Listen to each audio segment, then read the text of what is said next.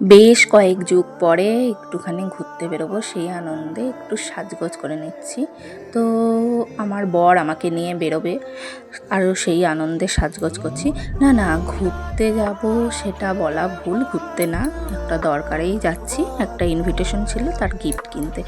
তা এই যে দেখছো টোটোয় বসে পড়েছি, হ্যাঁ, যেখানে গিফট কিনবো সেখানে যাওয়ার উদ্দেশ্যেই বেরিয়ে পড়েছি। এই যে রাস্তাটা দিয়ে যাচ্ছি, কেউ কি দেখে চিনতে পারছো? না না, চিনতে পারছো না জানি। তো চলো, এইটা দেখে হয়তো বুঝতে পারবে আমি কোথায় এসেছি। অনেকে যারা চেনো নবদ্বীপে চিনতে পারবে।